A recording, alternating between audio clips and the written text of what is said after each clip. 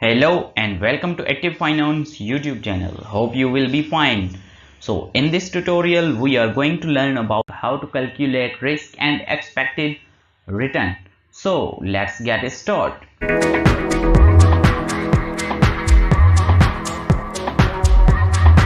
Alright, welcome back. So first of all we will learn about what is risk. So risk is, जब हम risk की बात करते हैं तो इसका मतलब होता है कि हम फ्यूचर की बात कर रहे हैं। फ्यूचर में जो अनसर्टेनिटीज आती हैं उनको हम रिस्क कहते हैं। एंड अनसर्टेनिटी की वजह से क्या होता है, जो हम एक्सपेक्ट करते हैं उनमें वेरिएबिलिटी आती है, उनमें चेंज आती है। जैसे कि हम यहाँ पे इन्वेस्टमेंट की बात कर रहे हैं तो हमारे जो एक्सपेक्टेड रिटर्न्स होते हैं एसोसिएटेड विथ एनी इन्वेस्टमेंट, सो उसमें जो चेंजेस आती है उसको हम रिस्क कहते हैं। सो रिस्क डिफरेंट टाइप्स की हो सकती है। जैसे बिजनेस रिस्क, उसमें क्या होता है कि हमारी जो अर्निंग्स होती है उसमें चेंजेस आती है, डिमांड में चेंज आती है, सप्लाई में चेंज आती है, उसको हम बिजनेस रिस्क कहते हैं। और लिक्विडिटी रिस्क रिप्रेजेंट करती है कि पॉसिबिलिटी है कि जो हमारे पास एसेट्स हैं वो टाइम पे सेल नहीं हो सके, या उनकी जो वर्थ है वो कम हो जाए, या जितनी उनकी कीमत है वो उतनी कीमत पे सेल नहीं हो सके, तो उसको हम लिक्विडिटी रिस्क कहते हैं। डिफॉल्ट रिस्क, अगर जो बारोअर्स हैं वो they are unable to make interest payments और principal repayments of the debt, तो ये भी एक हमारे लिए रिस्क होता है। या जैसे कि हमारे market risk, that is stocks prices will change due to any changes of the stock market. जैसे कि अब कोरोना की वजह से जो स्टॉक मार्केट है उसमें क्या हुआ है कि वो डिफिसिट में जा रही हैं, उनको बहुत लॉस हुआ है जो इन्वेस्टर्स थे स्टॉक के ड्यू टू कोविड-19। सो इस तरह मार्केट में चेंजेस आती हैं। इसको हम मार्केट रिस्क कहते हैं। इंटरेस्ट रेट रिस्क, रैपिडली जो है फ्लक्चुएशंस आ रही हैं इंटरेस्ट रेट में, वो भी जो है एक रिस्क है। इस परचेज रिस्क हो सकता है, जो price will reduce the quantity of the goods. अगर प्राइस जो हमारी राइज हो रही है तो वो रिड्यूस कर देंगी क्वांटिटी ऑफ गुड्स एटसेट्रा। बहुत किस्म के रिस्क हो सकते हैं। ये हम बिजनेस की बात कर रहे थे कि बिजनेस में और सिक्योर खास तौर पे जो हमारे स्टॉक की सिक्योरिटीज होती हैं उनमें रिस्क कैसे होती है। This is called as the risk. One terminology that helps us in calculating the risk and return calculation, so it is probability distribution. Probability distributions, chance of occurring, देखते हैं कि कितने chance of occurring है। These probabilities are used to evaluate the risk involved in a security. तो हम probabilities use करते हैं evaluate करने के लिए कि कितना securities में risk involved है। Probabilities of an event or a chance of occurring of any particular event, के उसके कितने chances हैं कि वो occur हो सकते हैं, तो उसमें हम probability देते हैं। Probability always 1 के बराबर होती है, या 100% आप कह सकते हैं 100% होती है। एग्जाम्पल यहाँ पे देखें ताकि हम मजीद समझ सकें कि प्रोबेबिलिटी कैसे होती है। लाइक वेदर फोरकास्ट में स्टेट, हम यहाँ पे वेदर फोरकास्ट की प्रोबेबिलिटी लगा रहे हैं through using the forecast. There is 30% chance of tomorrow rain tomorrow, के जो है कल बारिश होगी, उसके 30% चांस हैं, और 70% जो चांस ऑफ हैं वो ये हैं कि रेन नहीं होगी। हम यहाँ पे डिस्ट्रीब्यूशन कैसे करेंगे, then we could set up the following probability distributions. देखें यहाँ पे हम आउटकम्स लिखेंगे। आउटकम्स क्या हैं, हमारे दो आउटकम्स हैं, एक रेन और दूसरा नो रेन। यहाँ पे रेन जिसकी प्रोबेबिलिटी जो हम कह सकते हैं 30% या 0.3। अब ये एक आउटकम हो गया। अब सेकंड जो आउटकम है हमारा वो है नो रेन। उसकी 70% जो है प्रोबेबिलिटी है, या 0.7। ये जो हमारा होगा तो ये 100% के इक्वल होगा या 1.00 के, क्योंकि हमने पढ़ा कि प्रोबेबिलिटी ऑलवेज 1 के इक्वल होती है। तो इस तरह हम प्रोबेबिलिटी फाइंड करते हैं। अब हमें प्रोबेबिलिटी डिस्ट्रीब्यूशन यूज करते हैं in finding out the risk and return. Now we will learn how to find out the expected rate of return. Expected rate of return is abbreviated as this sign or is weighted average है हमारे possible returns की, जो हम earn करेंगे possible returns from a given investment, जो हमने invest किया है उससे पॉसिबल रिटर्न्स कितने होंगे, एंड वेट्स बीइंग प्रोबेबिलिटी, हम जो वेट्स गिवन होते हैं उनको प्रोबेबिलिटी करते हैं एंड मैथमेटिकली कैलकुलेशन करते हैं कि कितनी प्रोबेबिलिटी है, कितनी एक्सपेक्टेड रिटर्न्स हम अर्न करेंगे इस इन्वेस्टमेंट से। So formula for calculating expected return is R is equals to summation of N1 I is equals to 1 RI multiply PI. So let's have a closer look on this formula and elaborate it. So where RI, so this is RI which means that the possible returns, कि हम possible returns कितने होंगे investment में, और PI जो है वो है प्रोबेबिलिटी, कि कितनी प्रोबेबिलिटी है उस रिटर्न की कि वो हमें मिलेगा।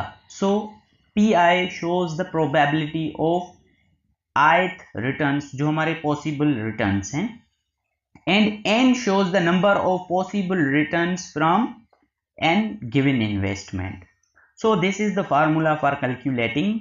अब यहाँ पे हम एक एग्जाम्पल सोल्व करते हैं और फाइंड आउट करते हैं उसका एक्सपेक्टेड रिटर्न। सो ये हमारी स्टेटमेंट है एग्जाम्पल की, consider the possible rates on investment, जो इन्वेस्टमेंट है उसके पॉसिबल रिटर्न्स जो हैं वो नेक्स्ट ईयर के होंगे ऑन इन्वेस्टमेंट ऑफ 50,000 पे। जो स्टॉक ए है वो डिपेंड करता है कि स्टेट ऑफ इकोनॉमीज, जैसे कि रिसेशन आ जाती है या नॉर्मल होती है या प्रोस्पेरिटी होती है, तो उन पे डिपेंड करता है कि अगर ये होगी तो उसकी प्रोबेबिलिटी होगी, जो हमें स्टॉक ए की डेटा नीचे गिवन है। सो यहाँ पे स्टेट ऑफ इकोनॉमीज हम रखेंगे और यहाँ पे possible returns and probability like this. So recession है तो हमारे रिटर्न्स जो हैं पॉसिबल वो -5% है और प्रोबेबिलिटी उसकी है 0.2। अगर नॉर्मल स्टेट ऑफ इकोनॉमी है तो हमें 20% और उसकी प्रोबेबिलिटी जो है 0.6 है, एंड अगर प्रॉस्पेरिटी है इकोनॉमी में तो हमें 40% और उसकी जो प्रोबेबिलिटी है वो 0.2 है। Now expected rate of returns for a stock A is computed as follow, जैसे कि हमने नीचे सॉल्व करेंगे। ये हमारा फार्मूला है कैलकुलेट करने का एक्सपेक्टेड रिटर्न। सो हम यहाँ पे पुट करेंगे इस तरह, कैलकुलेटर में आप पुट करें तो आपको रिटर्न 19% मिलेगा। पहले हम रखेंगे -5% ब्रैकेट में और देन हम मल्टीप्लाई, यहाँ पे होगा जो हमारी प्रोबेबिलिटीज़ हैं, ये प्रोबेबिलिटी है 0.2। सो हम जब इसको सॉल्व करेंगे ये हमें ये इस तरह हम कैलकुलेटर में प्रेस करके प्लस, मैं आपको करके दिखाता हूँ यहाँ पे कि किस तरह आप कैलकुलेट करेंगे इसको थ्रू यूजिंग साइंटिफिक कैलकुलेटर। सो इस तरह आप कैलकुलेटर में पुट करेंगे, यहाँ पे जैसे नॉर्मल है तो 20% और उसकी प्रोबेबिलिटी रखेंगे इस तरह जैसे यहाँ पे रिटर्न है, और प्लस करके यहाँ प्रॉस्पेरिटी का वैल्यू रखेंगे और प्रोबेबिलिटी का। जब हम इक्वल साइन प्रेस करेंगे तो हमें 19% जो है एक्सपेक्टेड रेट ऑफ रिटर्न मिल रहा है। सो हमने देखा कि हमें सेम आंसर मिला 19%। इस तरह हम अपनी इन्वेस्टमेंट के एक्सपेक्टेड रिटर्न्स मालूम कर सकते हैं। Now we will learn about how to find out और how to measure the risk of investment through using the standard deviation. So standard deviation is noted as sigma, lower sigma which is the measure of dispersion of probability distribution use करके हम मालूम करते हैं, is a commonly used to measure the risk। यही mostly use किया जाता है risk को मेजर करने के लिए। So the formula for calculating risk is lower sigma square summation of n I is equals to 1, bracket start R I possible returns minus expected return हमने find out किया, और ब्रैकेट क्लोज स्क्वायर मल्टीप्लाई करेंगे जो probabilities हैं उस investment की। सो ये formula है स्टैंडर्ड डिविएशन का, जिसके थ्रू हम कैलकुलेट करेंगे रिस्क। सो कैलकुलेट करने के लिए इस फार्मूला को हम फर्दर एलाबोरेट करते हैं, जैसे कि आप समझ जाएं स्टेप्स कौन कौन से फॉलो करने हैं। So there are 4 steps that we follow to calculate the risk through using the standard deviation formula। तो पहले स्टेप में हम करेंगे कि कंप्यूट करेंगे एक्सपेक्टेड रेट ऑफ रिटर्न। सो जैसे कि हमने एक्सपेक्टेड रेट ऑफ रिटर्न मालूम कर लिया, अब सेकेंड स्टेप में हम सब्ट्रैक्ट करना है each possible returns from expected return to obtain the set of standard deviation. जैसे कि पॉसिबल रिटर्न्स माइनस करने हैं हमें एक्सपेक्टेड रिटर्न से। And in a third step square each deviation and multiply the square deviation by probability. So हम probability से multiply करेंगे of occurrence for its respective returns and sum करेंगे sum these products to obtain the variance. फिर हमें variance मिलेगा। Then in last step we follow this formula to calculate the variance. Finally, take the square root of the variance and to obtain the standard deviation, or similarly we can call it as a risk. Let's solve them using the data given in an example in written। जो हमने return में example data use की वही यहाँ पे भी करेंगे। Compute the standard deviation for the each stock and set up the table as follows for the stock ए। जिस तरह हम नीचे करेंगे उस तरह आप फॉलो करके फाइंड आउट कर सकते हैं रिस्क। जैसे कि यहाँ पे हम रखेंगे फर्स्ट ऑफ ऑल जो हमें डेटा गिवन थी रिटर्न्स, पॉसिबल रिटर्न्स, ठीक है, और यहाँ पे प्रोबेबिलिटीज रखेंगे। देन हम मल्टीप्लाई करेंगे possible returns with probabilities and then we will minus possible returns from expected returns, square निकालेंगे एंड देन प्रोबेबिलिटी से मल्टीप्लाई करके वेरिएंस तक हम पहुंचेंगे। So first of all we will here these are 3 steps and this is the data। So this is the first possible return which is -5 और उसकी जो probability है वो 2 है। अगर हम इनको मल्टीप्लाई करेंगे तो हमें -1 आंसर मिलेगा। हम सॉल्व करके देखेंगे कैलकुलेटर पे भी सेम ही। अगर हम इन दोनों को मल्टीप्लाई करेंगे तो हमें -1 होगा, और जब हम यहाँ पे ऐड सारे करके यहाँ पे रखेंगे, ये भी सेकंड जो नॉर्मल की थी पॉसिबल रिटर्न्स और ये प्रोस्पेरिटी के उनकी ये प्रोबेबिलिटी रखें। सिमिलरली हम इनको मल्टीप्लाई करेंगे,